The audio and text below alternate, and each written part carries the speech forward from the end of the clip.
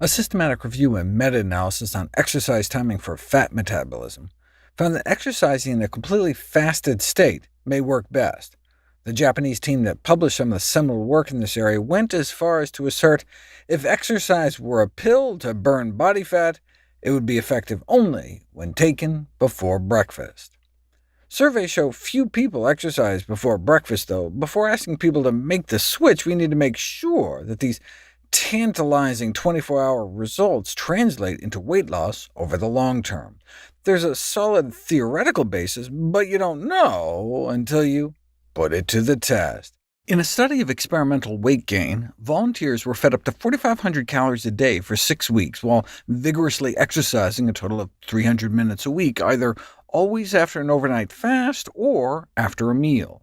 A control group who didn't exercise at all gained about 6.5 pounds, compared to 3 pounds in the exercise after meal group. The pre-meal exercise group worked out the same amount, but only gained about half as much, 1.75 pounds. What about weight loss, though? 20 young women were randomized into 3 hours a week of before or after meal exercise, same diet, same amount of exercise, and, disappointingly, about the same amount of weight loss. The pre-meal exercise group did lose about an extra pound of body fat, total weight loss 3.5 pounds versus 2.2 pounds, but this did not reach statistical significance, meaning such a small difference could very well have been due to chance. A study of 6 weeks of low-volume, high-intensity interval training before or after meals similarly failed to show a difference. One explanation that's been offered for this failure is that the increased fat loss during pre-meal exercise might be neutralized by the lesser diet-induced thermogenesis. In other words, because it costs our body fewer calories to process food if we eat after compared to before physical activity. When we exercise after a meal, our body gets mixed signals. Exercise is all about mobilizing energy stores for fuel, whereas eating is more about assimilation and storage, and the metabolic challenge presented by the ensuing hormonal tug-of-war might be responsible for the 15 to 40% greater calorie cost. This has led some to recommend exercising after meals to facilitate weight loss. If you do the math, though, our body is so efficient at digesting that the 15 to 40% increase might only come out to 3 to 12 calories. Such a slight difference would be easily overwhelmed by the huge disparity in fat loss, as confirmed by the 24-hour fat balance study showing up to 500 calories of fat-burning difference. I would suggest a more reasonable explanation might be that the clear body fat deficit on pre-meal exercise days is made up for by extra fat storage on non-exercise days. Your body likes to hold on to extra body fat if it can, and so on days you're not driving it down, it may try to even things out. Both of the failed weight loss studies had people exercise only 3 days a week, and so their bodies had most of the week to compensate.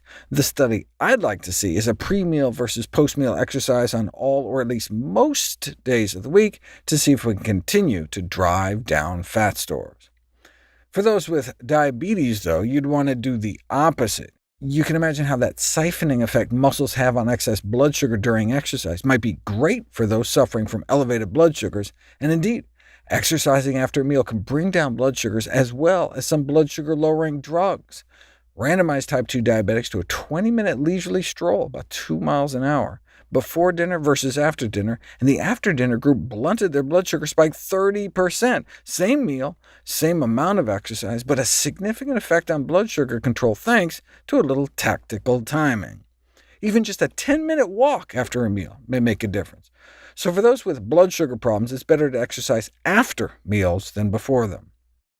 Blood sugar from a meal starts appearing in the bloodstream 15 to 20 minutes after the first bite, and is ramping up by 30 minutes to peak at around the 1-hour mark before declining to pre-meal levels within a few hours. So for optimal blood sugar control, pre-diabetics and diabetics should start exercising 30 minutes after the start of a meal, and ideally go for an hour to completely straddle the blood sugar peak. If you had to choose a single meal to exercise after, it would be dinner, due to the circadian rhythm of blood sugar control that wanes throughout the day.